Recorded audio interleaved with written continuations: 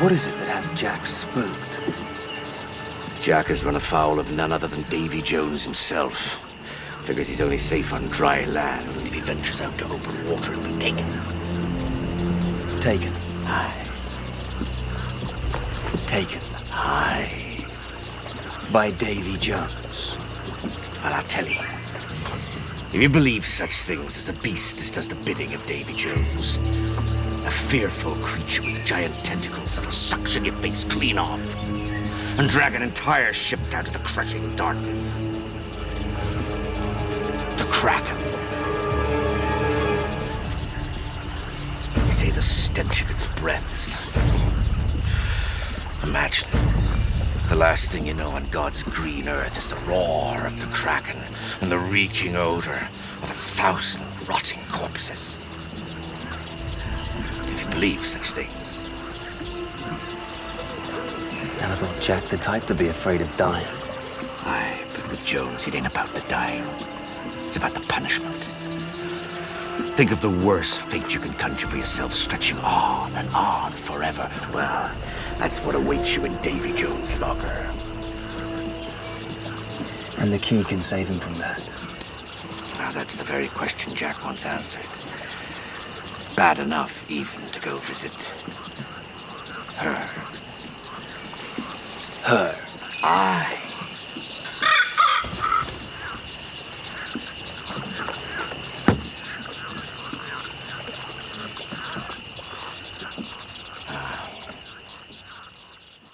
Hello, I'm Callum Finlay, and welcome to episode 7 of Chatterbox. I'm an actor and writer, as well as an associate artist and alumnus of Playbox Theatre, the company behind Chatterbox. For those of you new to Chatterbox, this is an ongoing series of conversations with actors and artists from across the industry. Last week, we had a special theatre week where we spoke to actors who were performing when COVID-19 took hold. We chatted to star of As You Like It at the RSC, Lucy Phelps, Broadway sensation Nasia Thomas, and the creators of The Play That Goes Wrong, Charlie Russell and Dave Hearn. It was a bumper week. If you want to catch up on those episodes, you can head over to youtube.com/playboxtheatre, where you can also watch our chats with BAFTA, Olivier, and Emmy-nominated actor Juliet Stevenson, the multi-award-winning Hamlet, Papa Essiedu, and the stars of the West End smash hit Harry Potter and the Cursed Child, Jamie Ballard and Jonathan Case. And I'm so pleased to be able to add today's guest to that list. But before we meet them, a quick reminder that, as always, we want you to get involved in these conversations too. So send me your questions. If you hover your mouse at the bottom of your screen on a laptop and the top of your screen on a mobile, then you'll find a button you can click to send questions directly into my inbox. Importantly, you'll be able to see the questions other people have asked and vote for the ones you'd like to hear answered. The more votes, the higher they appear in my inbox.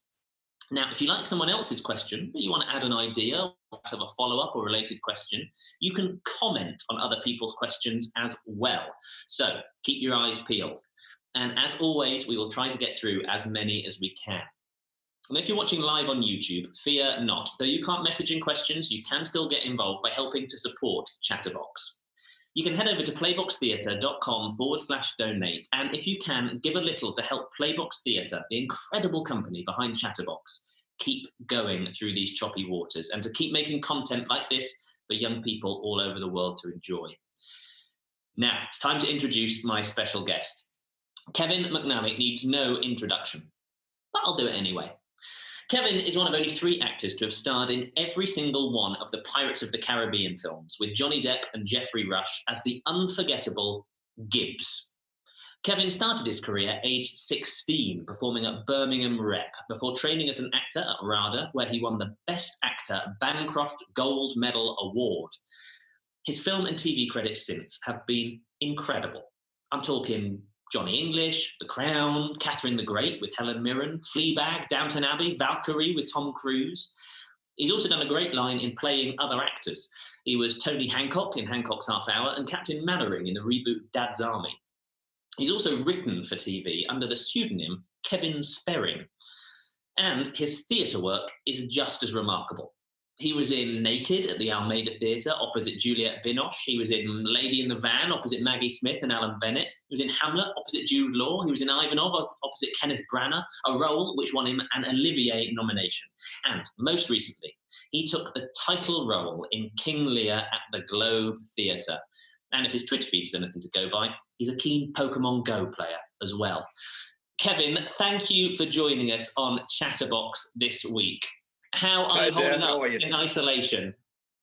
Good, pretty good. I've remarkably managed to keep quite busy because in a completely accidental and fortuitous series of events, I had installed a small recording studio. It's not really a studio, just a bit of equipment in my study. And so as soon as this happened, a lot of companies were putting out the request to agents, can anybody record from home? And so me and my wife Phyllis can. So we've been doing some narration for some TV series, which has been fun.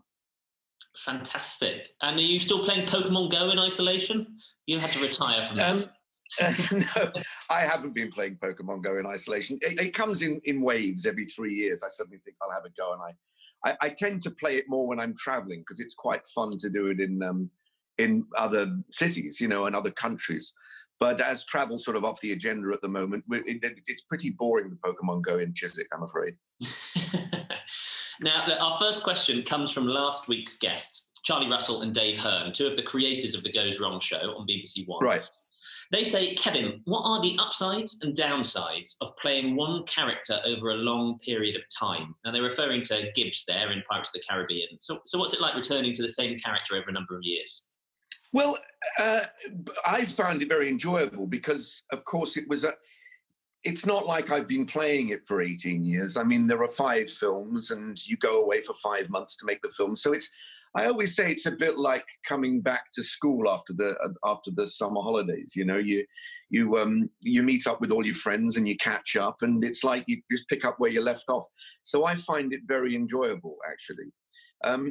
Much more enjoyable than, say, doing a very long run playing the same character in a theatre, I would say. And why is that? Well, it's the constantness of it, you know. Just every night, you know, each day is about preparing to go to the theatre and to be ready to go on stage. And you know, after 3 months, 6 months, or even 9 months, you keep hitting these walls where you try to make it interesting again for yourself, and try to make it, you know, surprise yourself and be original and not get into ruts, you know, and keep listening. And I find that very challenging. But just like the travel, it doesn't look like any of us will be appearing on a stage very soon. So maybe I'll be desperate to get back by the time we're all allowed to do it again. That's true. Now, I know the most recent film had 2 directors, right? I think that's quite unusual for a film. I wondered how that worked. Were they running separate units? Did one look after performances, the other one camera work? No, I mean, I've done it before, and there is a way that they sort of gradually break down. I know one of them was much more keen to talk to the actors, the other a little more technically minded. Interestingly enough, there was quite a sort of a struggle between them, and I've noticed that they don't work together anymore. So I don't know whether our film had anything to do with that. Yeah, I mean, it's interesting. You rapidly find out, you know, if you want to know where do I stand, it's probably better to ask him. And if you want to ask about the acting, it's probably better to ask him. Interesting. And all the films were produced by Jerry Bruckheimer, who is well known for making films on kind of an epic scale, right? As well as the Pirates film. You did Pearl Harbor, Armageddon, Black Hawk Down. It's an extraordinary list of films.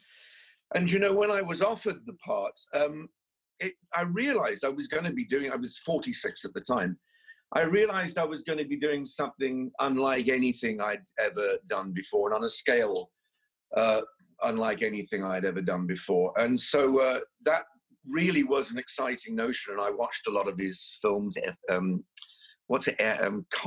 Air is one of my favorites. Yeah. So, you know, it's wonderful as an actor if, you know, that late stage in your career, you can have a complete gear shift and do not only something that you've never done, but you perhaps thought you would never get the opportunity to do. And does it make, your work easier as an actor when you're working on kind of huge, very realistic sets like that, where everything is, it's not all CGI, is it? No, I was very lucky that when we started doing the Pirates film, if you split a ship in half, you actually split a ship in half. I have a feeling now that, and it sort of happened a little bit during particularly the last two films, I have a feeling that making Marvel films, for instance, is not as much fun as it used to be for us on Pirates, because you see all these making of programs and you just people standing in huge green rooms, wired up. And it's not a lot of fun, I don't think. I remember on the last film, the last set of the film didn't even exist. It was all CGI. So they were showing us artists' impressions of what it would look like. And then you had to sort of imagine it, really. Well, that's, part of the job of an actor.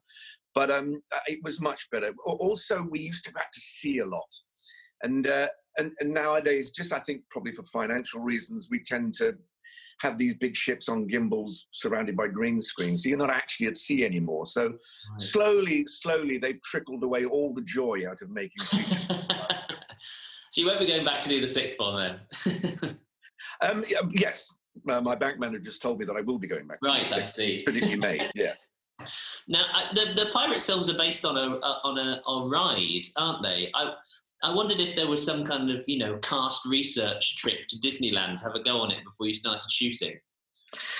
No, but there's a very funny story attached. Where in 1999, my daughter had an operation on her head, of all things, and it meant she couldn't fly. So we wanted to go on holiday with our very young son and my daughter. And we went to Disneyland Paris and went on all the rides. And when I started the movie, I was talking to her on the phone and I said, the funny thing about this film is a lot of it seems vaguely familiar to me. Has it been made before? She said, Dad, in 1999, we went on the Pirates of the Caribbean ride 5 times. And I went, oh, I remember now.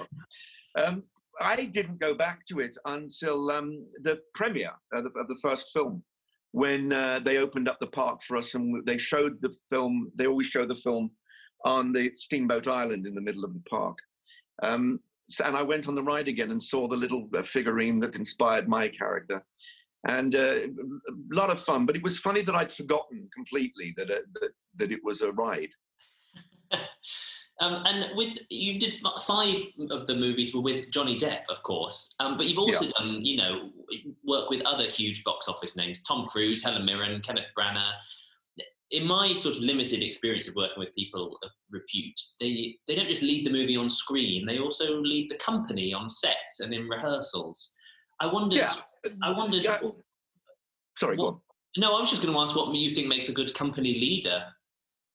Well, I think a good company leader sets the tone for the work. Tom Cruise, fantastic company leader, because he is so professional and so always on time and always there and always ready. So that inspires you to be. I'm sure he wouldn't mind me saying this. Johnny is a great man to be on set with. He's so lovely and enthusiastic and funny. He has very little grasp of the notion of time or punctuality. So that's just something you just have to deal with, really. Ken, very professional. Helen, completely ready, professional all the time. I've been very fortunate. I have had one actor that I didn't enjoy working with, but they shall remain nameless. So you knew... Which is not bad, just one, is it? Yeah, it's not bad at all, just one. So you knew what not to do then when you were leading the company of King Lear at the Globe, presumably. Yes, and I think, the major thing that I always say to my students, actually, is there are 2 really important qualities that you need as an actor. One is to be completely prepared, and then on the day, either, in the rehearsal or in front of the camera, to be completely flexible and able to throw it all out and start again if needs be. So I went to the rehearsal room very, very prepared. I had learnt the play.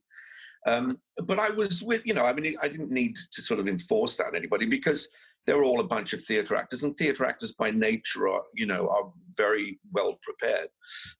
Not necessarily just because they want to impress anybody. It's more self-preservation, really. At some point you're going to have to stand up without a book and speak to people and give a performance. So you want to be ready for that day. And Lear is, it's so much a play about power and how corruptive it can be. I wondered how much you were talking in rehearsals about kind of contemporary political figures, Trumpy or Putin. Did you ever think who Lear might be in today's world? Well, yes. I mean, there were those comparisons, although I did say at the beginning, I do not want this to be the Trump Lear. I don't like sort of literal stuff. I remember in the early 80s, there was a hell of a lot of Henry V set in the Falklands, and it just left me completely cold, really. But more than power, King Lear is about love, I think, and in particular what happens when love goes wrong. Some other observations about the play. I hadn't done a lot of Shakespeare, and I'm not particularly a fan of Shakespeare. I mean, I like it and appreciate it, but, I like more contemporary plays myself. That's where I've had the best time. But what I was amazed about Lear, because I came to it with some trepidation, was how straightforward and simple the play is, in a way, particularly with the cut that we did. It's very important to get your cut right. And also how funny the play is. There are big laughs in that play, and I went for them 100%. In fact, I think I did say to somebody who I was doing an interview with, I may not be the best Lear you've ever seen, but I'm damn sure I'm going to be the funniest. And I think I succeeded. So when you got the phone call then, if you weren't a huge fan of Shakespeare compared to contemporary work, was it a difficult decision to say yes? No, I mean, because the moment the words fell from my agent's lips, I sort of deflated and went, oh my God, I've got to do this, haven't I? I mean, if I don't do this, I'll be the laziest actor on the planet. So you've got to have a bash at it. And I'm really pleased that I did, because it was so fulfilling, and and the other great thing about it was that it was in repertoire, which it usually is. You can't really play King Lear 8 times a week. So the most I ever did it was 6 performances a week, and sometimes 3 performances a week. So there was plenty of recovery time, which I really needed vocally, because it's not a beautifully acoustic modern theatre. It's wood, and it completely soaks up your voice, and you have to be constantly on your breath, and it really strengthened my my throat and my diaphragm muscles. So yeah, I can't imagine doing it 8 times a week. So you were at the Globe as well during a fairly unusual period. Emma Rice, the artistic director, had resigned because of this dispute about shared lighting, and they hadn't announced who was taking over. And there were all these ongoing conversations about, what type of show should be on at the Globe. I wondered if that had an impact on your work, or whether you guys in the Lear company felt kind of completely separate from those discussions. No, we had those discussions. I fell on 2 different sides, actually. I thought that the lighting and the effects was great, because what you do, you give the audience more opportunity. If you want to see it like it was in Elizabethan times, you go to a matinee. If you want to see a more contemporary piece of theatre, you go in the evening. But the one thing I wouldn't let happen, and it was a big fight, is I did not want the cast mic'd, because the whole point of Lear is that you engage emotionally with it right here. And I felt to be given a mic. I mean, they were all saying, "Oh no, it's very subtle. It's very subtle." I didn't care how subtle it was. I don't ever want to be microphoned on a stage. I may change my view on that when I'm 85 years old and playing Lear for the 3rd time. But right now, while I'm 20 years old, I fought against it, and the cast were behind me. And eventually, they said, "Well, it's company policy. You've got to be." And I said, "Well, come into my dressing room and try to make me put a microphone on, but bring a gun." Now, before Lear, you'd done Hamlet with Jude Law in the title. That's right. That was a smash hit and went from the Don Ma's West End season over to Broadway. This is a selfish question, because I was supposed to be getting on a flight in a couple of weeks to do the same thing. But really? What was it like taking Hamlet to Broadway? Oh, it was fantastic. the first thing that I always think about is how Broadway audiences love theatre in a way that the West End doesn't quite. You know, when Americans are enthusiastic about something, they don't hold back showing it. So it was really terrific. And although I knew New York really well, it was great to live and work there. I have to admit, I thought after my smashing performance of Claudius in Hamlet, I would be visiting it regularly. But that was the first and to this moment last time that I've ever worked on Broadway.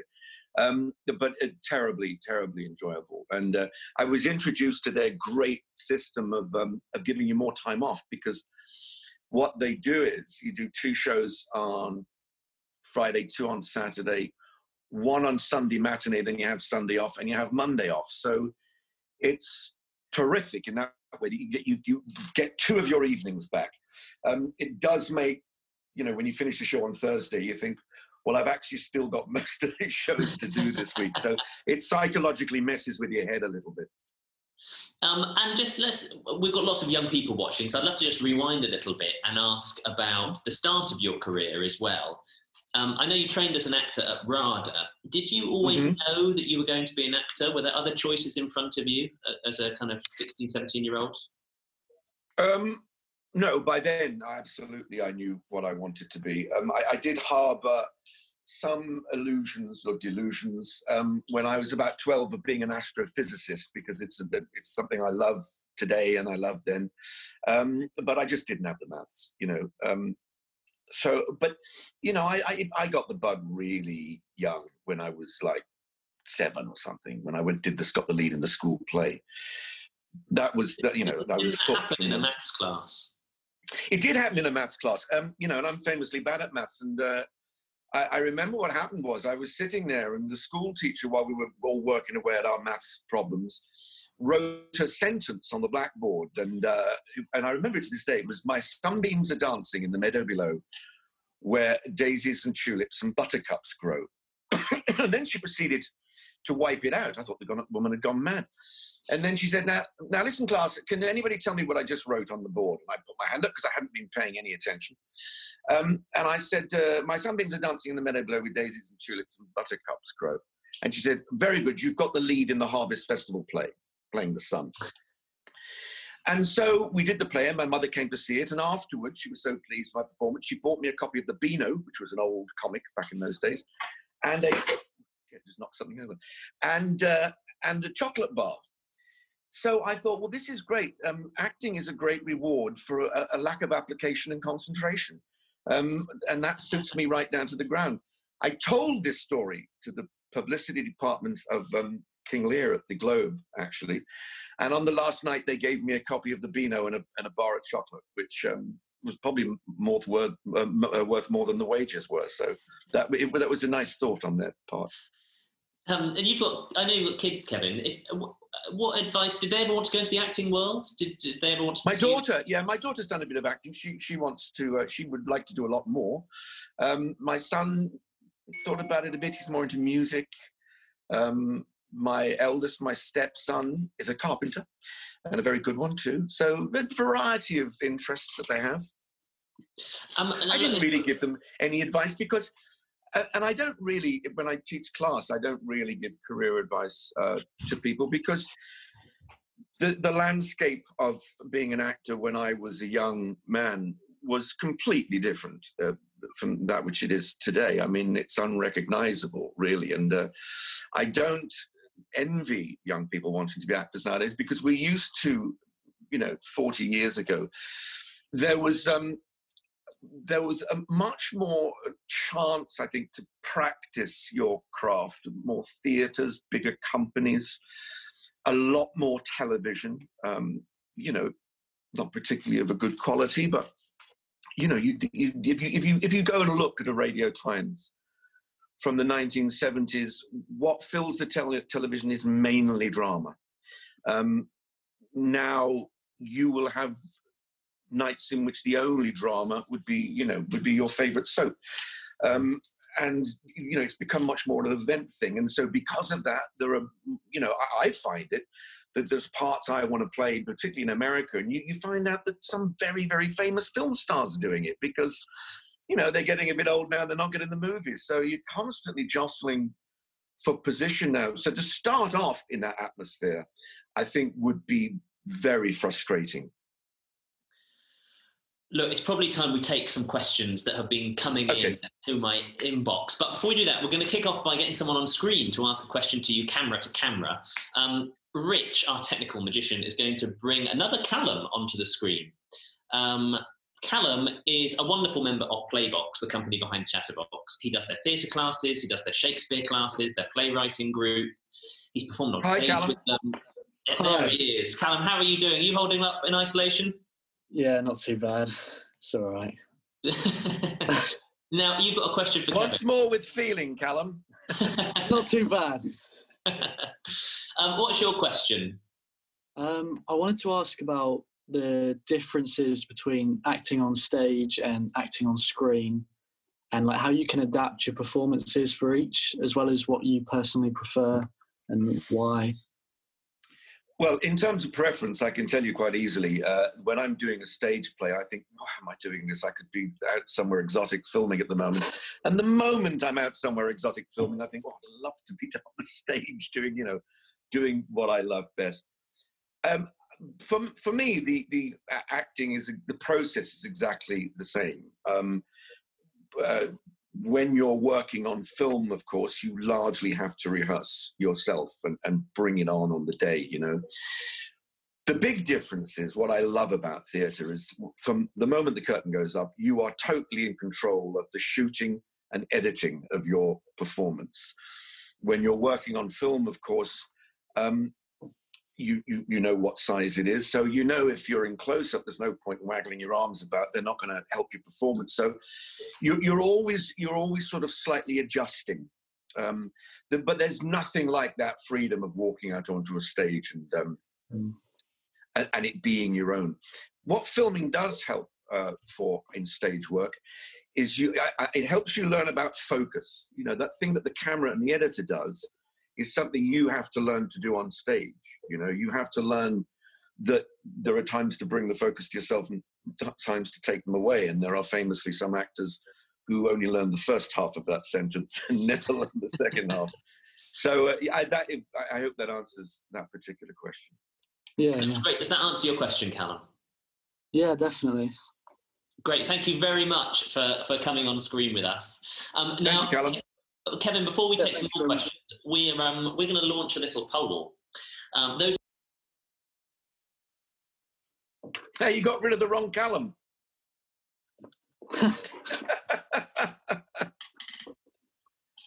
Richard. There we are. He's back. Put your mic on. I'm back in. There we go. Yeah. Rich, not such a technical magician this week. So, as I was saying before I was removed from the meeting, we are going to launch a little poll now. Those of you participating in the webinar at home can vote for which story you'd like to hear Kevin tell at the end. Your options are, number 1, Singing to the Pigs in Pirates of the Caribbean, or number 2, Pirate Boot Camp. Those options should be on your screen now, and we'll announce the winner at the end. And this is just a quick reminder for anyone watching at home that you can head over to playboxtheatre.com/donate if you want to help to support Playbox Theatre, the company behind Chatterbox. No donation amount too small or indeed too large. Super. Okay, let's have a look at the questions that have been coming in. Now, my question box has cleared out because I was removed from the meeting. So I'm going to ask you a question that came in earlier today. This came from Emily. She wanted to know about your radio career. She was asking about how you tell a story on radio orally. Very good question. If we think about stage, you have everything at your disposal: your voice, your movement, your focus. In film, that is rather handed to other people. The remarkable thing about radio is all you have is your voice.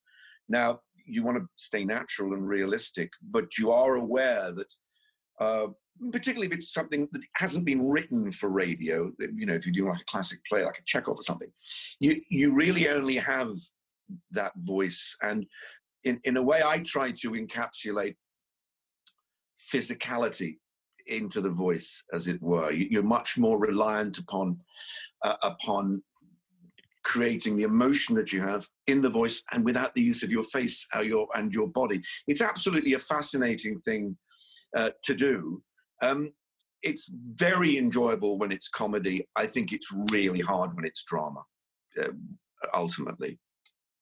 That's great. We have a question here from Martha, who says she's training as an actor now. She wants to know what the most invaluable thing is that you've learned in your career to date regarding auditions.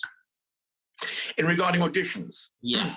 Well, having sat on either side of the audition table, I think the thing to remember, there are wonderful seminars on this, by the way, by some American casting directors you might want to have a look up.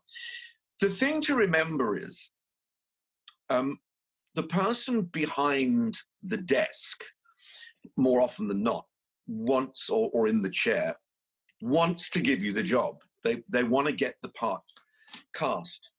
So I think the worst mistake people make is to be a clean sheet that they can project onto. What they want is what you would do with the role. So I think be quite brave with that. Now, sometimes it's not going to be what they want, and so you have to move on to the next audition. But sometimes you'll show them something that they didn't even think of, and they'll go, oh, that would be great if the part was played like that. Because remember, they don't really know what they're doing. I mean, they're producers and directors after all. So I would say always make sure you've got something really colourful, committed, and you fully understand what you're doing, and go for it big time. And the other thing that I've noticed is when you've finished and they've run down the meeting, leave. Don't hang around chattering, because they don't want that. Okay, so just get out of the door, as soon as you've finished. That's short, great. Sweet, and precise. Now, Caitlin would like to know, she says you began your career at a relatively young age. Do you ever think back to your teenage self entering the world of drama school, and what words of advice do you wish you had been given? Well, it was interesting for me because on the whole, I wasn't really given any advice, but people were just very supportive. On the whole, I would say I went to drama school too early on one side. I was young. I didn't know anything about the world. I was 17, for heaven's sake. So there was that. But also I had a year in professional theatre. So that had prepared me a little bit more. And perhaps I was a little bit more mature as an actor than I would have been if I hadn't had that. I hadn't done 8, 9 plays in a repertory company. But on the whole, I think it's better to get a little bit of life experience before you go to drama school, because after all, that's, more than 50% of what you're going to be calling on when you go to act. So I would say don't run at it too quickly. And it's really interesting, and it's often forced upon an actor. It's really great if you can have done something else in life. Very important, I think, that. Yeah, a life experience is something you hear a lot when you're auditioning for drama schools now, certainly. Is that right? Yeah, that's something they look for, I think. Here's a question from Eliza, who says, your character in Downton Abbey was horrible, brackets, no offence. Do you prefer playing good or bad characters, or do you think that every character is much more three-dimensional than that? Well, the simple answer is I prefer playing bad people. But the caveat to that is that you can't ever play bad. You have to bat the corner of your character. No, very few people believe that they're bad, even the worst of them. So you have to try to play them utterly convinced that the decisions they're making and the actions they're taking are the right ones. But I hate playing good people. I mean, I did it a lot when I was young. The amount of nice young men I played, boring as hell, the whole thing.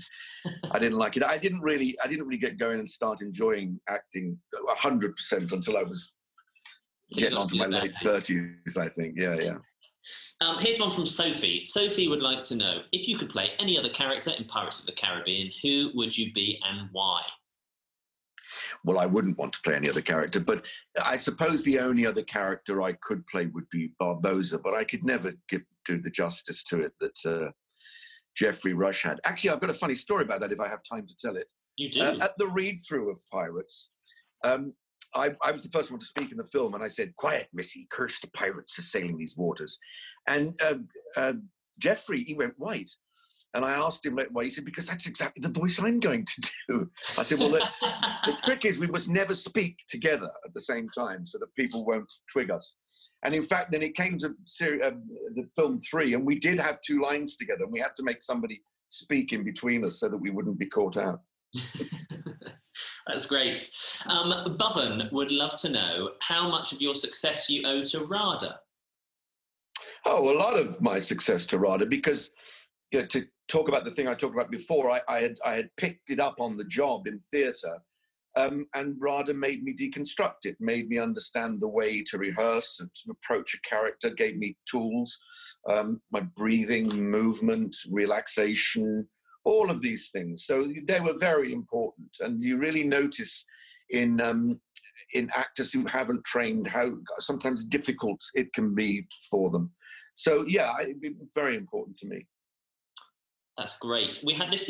You might not want to answer this one, but again, it's had some votes, so I'm going to ask you. B would like to know if you have any co-star horror stories or just filming horror stories in general. Well, I do have one horror story, and it was the rudest thing anybody ever said to me. I was doing a play with a certain person who I alluded to earlier, and we had to start the play being, quite fruity with each other, So on the first night, I turned to this actress to give her a kiss and wish her good luck, and she pushed my face away and said, "Only when I'm paid," which I thought was really unkind and terrible. So that was my least favourite story and actor. That's great. You can do the research about that play and find out for yourselves. Yeah, I'm sure everybody will be on Google now. Annalise would like to know, having worked with so many famous people, do you ever get starstruck stepping onto set with them? No. Sometimes a little intimidated. I was quite intimidated when I worked with Robert Duvall, because I just love him as an actor. Just because you think, I've got to step up to the plate. This is, an Oscar-winning movie star, for heaven's sake. So it can make you up your game, but not necessarily starstruck. I get more starstruck with rock stars. That's who I become tongue-tied with. I sometimes see Roger Daltrey walk down the street and I come over all girly. It's terrible.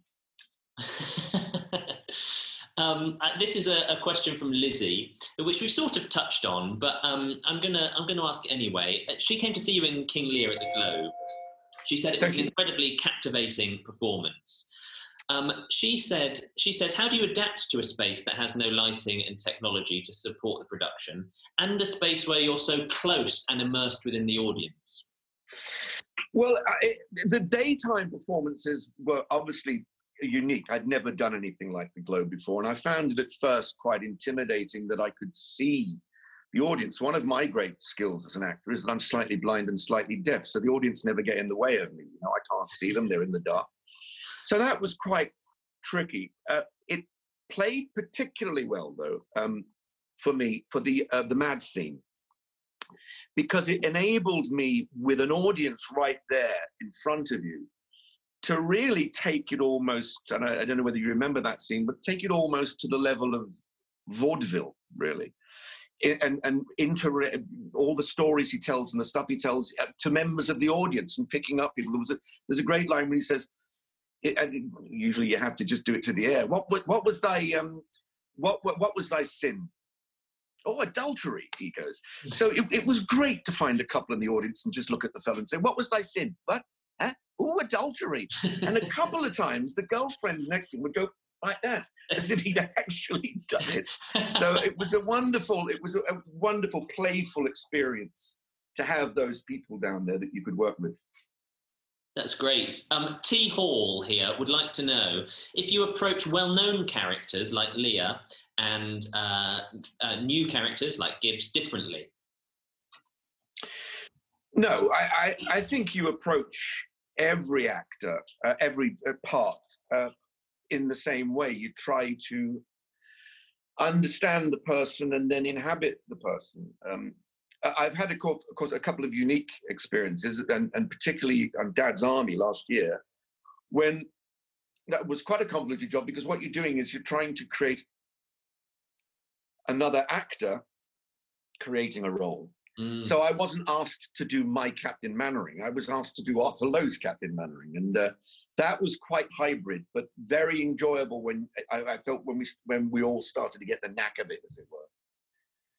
And B here would like to know how it feels being in a major motion picture that's known around the globe. And when she asked, when you started, did you expect the movies to be as popular as they've turned out to be? No, I thought it would. Well, I had two thoughts. I thought it was, you know, a pirate movie based on a ride. I've gone mad. Also, there hadn't been a successful pirate movie since the 50s when they were popular. Pirate movies just weren't made. A couple had been made and were complete flops. Cutthroat Island, I think, was one of them. But then there was Geoffrey Rush and Johnny Depp, and I thought, well, they know a lot more about film than I do, so if they're on board, we might be in with a chance. But the instant massive worldwide success came as a complete and utter shock to me. And, you know, and I'm very grateful for it, because before Pirates, you know, I was a successful working actor, just like I am now. But the other stages it's offered me, you know, of traveling and working on American television and doing other American films and traveling the world and being, I very rarely meet anybody who hasn't seen me work, which so few actors could say. I mean, it's only in the one part, but, you know, I mean, how many people see an actor in their lifetime? I don't know, maybe 75,000? I don't know. Or maybe 750,000, I don't know. But I know for a fact that I've been seen by half the world's population at some point or another. And it's a fascinating, it's just the fascinating statistics to run through your head, you know, and think about. That's amazing. Yeah. We have a nice question here from Aaliyah, who's aged 8. Hello, Aaliyah. She'd like to know what your favourite thing is as an actor. My favorite thing is when I'm filming, a car picks me up, takes me to work, they give me breakfast, put me in a little trailer with a bed where I can read or have a sleep, and then they regularly, every 20 minutes during the day, come and apologize for not making me working. That's my favorite bit of acting. This is great. No, I tell you what I actually think my favorite bit is. The real joy and frisson is having worked on a character is getting the costume. I really, really enjoy that part of it, because if you think you know what you're going to do and you get a good costume, it does half of the work for you, really. That's great. I like dressing up like I did when I was a kid, you know. Mia Clifford here asks if there is a book you would consider to be the Bible of actor training. No, there isn't really. I mean, it's very interesting. I've tried to learn as much. My drama school training was essentially Stanislavski, I suppose. I have worked with people and tried to get to grips with Meisner a little bit. The method is a hybrid of all of those things. I think you should never treat anything as a Bible, because you will find as you're an actor that some things work for you better than others, and you don't even know that at the beginning. So, I mean, be open to everything is a very good idea. No idea is too stupid or too shallow or too complicated. Be open to it all and try to find out what works for you. Great. Amelia would like to know, what are your best and worst experiences in an audition? Well, the best experience is always when they say, oh, I went for audition for Woody Allen for a film. And I went into the room and he was sitting behind a pillar for some reason. He didn't want to be seen. And I talked to the casting director and I did the scene. And at the end of it, Woody Allen appeared from behind the pillar and said, yeah, great, let's do it. So that was really good. My worst experience was many years ago, there used to be a television show called Robin Hood. And the guy who played it first was an actor called Michael Praed. And he was very good, but he decided to leave. And so I was asked to audition for Robin Hood. So I got on a train to Bristol, got out of the train, went in, waited, walked into the audition, and I said, hi, guys. I'm supposing that, as you're asking me, that you're thinking of making Robin Hood a bit funnier this year. And they went, no. I went, all right, see ya. And I went, got straight back on the next train home. That's called blowing an audition. That's great. Laura would like to know, what's it like to try and film on a green screen? Is it hard having to envision a scene from nothing? Yeah, I don't like it at all. It wasn't so bad with the ships that I described earlier, because at least the ship is real. You're on a real ship on a gimbal that moves. But as I said, at the end of the fifth film, I mean, we didn't even have a set. I mean, there was nothing there. It was just, it's like making a Marvel film. It forces you to be imaginative, I guess. It just, as I said, for me, it takes the fun away. I love the idea of going out and doing real stuff. You know, it's just great. Great. Isabella would like to know, who has inspired you or who's helped to shape you as an actor? I think there's no one person. I thank all those actors I worked with when I was 16 for looking out for me. I thank my lovely teachers at school who first put me in school plays, who had the confidence that I could sing and dance and act. And I thank the people who were who taught me at drama school, particularly, you know, the ones who gave me the skills that you need. And then, you know, throughout your career, just people who you watch, even maybe not even saying anything, but you watch something and you learn something from them. And that's the thing that goes on for your entire career. That's great. BB would like to know, for young actors starting out, whether you have any advice about agents. And I guess this will be finding an agent, I would imagine she's referring to. Not really. It's tricky, really, the whole agent thing. And I don't, you know, I've seen a sort of whittling down of agents as time has gone on. I mean, I think it's definitely a good idea to try to get one. I think what happens is you maybe, when you're young and you start, excuse me, my coffee's coming back up. When you start out, I think you probably, I don't know, people might disagree with this, but I think you should start out with an agent who's as young and hungry as you are, and you work together.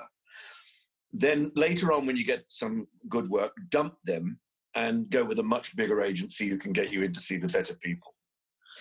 It's very honest advice. But hopefully they'll do the same thing. They'll be clearing out and getting better actors than you. So. That's true. That's absolutely true. Look, we're running short on time, so this might have to be our last question. Okay. But Harry would like to know, what is your guilty pleasure film? My guilty pleasure film? It's a Mad World is my guilty pleasure film. I really enjoy that film, and I'll let you into another secret. During lockdown, I thought, oh, I'm going to see a load of stuff. I must see the 1956 War and Peace. Do you know what I enjoyed watching yesterday? What? Herbie Goes Bananas. It's good, is it? It's fantastic. I'm watching all of the Love Bug Herbie films from the 1960s and 70s at the moment. So I think those are my guilty pleasures. I suppose my guilty pleasures are films that I enjoyed when I was a kid, really. I just did that sort of 10-day challenge on Facebook, you know, and I started to think back of the films that It's a Mad World is one of them. Jason and the Argonauts is another one with those wonderful early special effects, the stop motion Ray Harryhausen thing. Those are my guilty pleasures. And in fact, Carry On films as well, I quite enjoy. again, because they're from my childhood. Yeah. Now, look, the poll results are in, and the story people would like to hear you tell is Singing to the Pigs. Right. So I turned up at Universal Studios, my first time filming there. It was great. At about 10 o'clock at night, and we all got ready. And then at about just past midnight, I guess, we were going to film the pig scene, and we gave it a little rehearsal. And then they said, let's bring the pigs in. Well, we started off with some small pigs, like the guy has in the ride. And then we went for a very big pig. It weren't quite right. And then we had these like 3 medium-sized pigs. Sadly, the pigs were as excited to be in a Hollywood pirate film as I was, and wouldn't go to sleep because we all had to be sleeping together. So the director, Gort, said, well, I'll tell you what, I'll go and shoot something else. And would you stay with the pigs till they get used to you? And I said, all right, then I suppose I can do that. So I spent 2 hours, actually, lying in a mixture of mud and pig poo with these very excitable pigs. And I found and then people would come back and say, how are they doing? I said, no, they still won't go to sleep. So I found myself in desperation, like I used to be when my children wouldn't go to sleep, singing a little song that I used to sing to them. And it went something like this. Go to sleep, my piggies, close your piggy eyes. Angels up above you, shining down at piggies from the skies. Great big moon is shining, stars begin to peep. It's time for little baby piggies to go to sleep. And on about the 14th time I sang it, they dozed off, which was counterproductive because the first thing that happened was Johnny Depp threw cold water over me. So we'd have to keep calming them down again for each take. What a very memorable night for me. Well, look, that just about concludes episode 7 of Chatterbox. But before we wrap up, Kevin, I wondered if you'd be kind enough to share something to add to our lockdown list, this selection of things that we're compiling to keep us creatively stimulated in isolation. Well, as I say, every Love Bug Herbie film that's ever been made. And I tell you what I think is a really good idea is think of a subject that you've often thought you don't know enough about. Order a book on it, a nice readable book on it, and come out knowing something that you didn't know before. I am, in fact, doing that at the moment with a wonderful book called Your Inner Fish. Hello? Oh, there we go. Called Your Inner Fish, about evolutionary biology. So that would be, I think, the thing I'd like to come out with. Just knowing a little bit more about something that I may never have got a chance to investigate. That's great. Wonderful advice. Now, I'm afraid that is all we have time for. Please, everybody out there, join me next Friday when I'll be joined by the BAFTA award-winning actor, star of Downton Abbey, Mrs. Hughes herself. It's the one and only Phyllis Logan will be joining me next week on Chatterbox. You can head over to playboxtheatre.com/chatterbox to book your place before the Downton Abbey fans get in there first. Now, Kevin, I think you know next week's guest quite well, don't you? I do. I married her. In the spirit of keeping the creative conversation going week to week, do you have a question for Phyllis? Yes. Phyllis, what time's dinner? Great. Tune in next week to find out what time dinner time is. Kevin, thank you so much for joining us today. Look, my inbox went mad with questions. We'll have to have you back at some point in the future. It's been so lovely chatting. Great, thank you. I shall say farewell.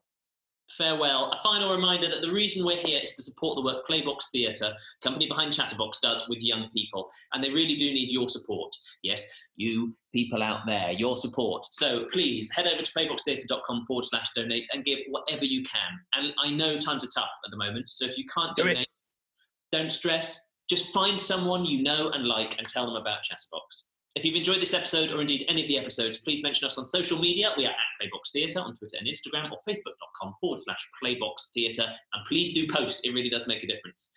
That's it for now. I'll see you next Friday at 4 p.m. with Phyllis Logan. For now, stay creative, and I'll see you soon. Goodbye.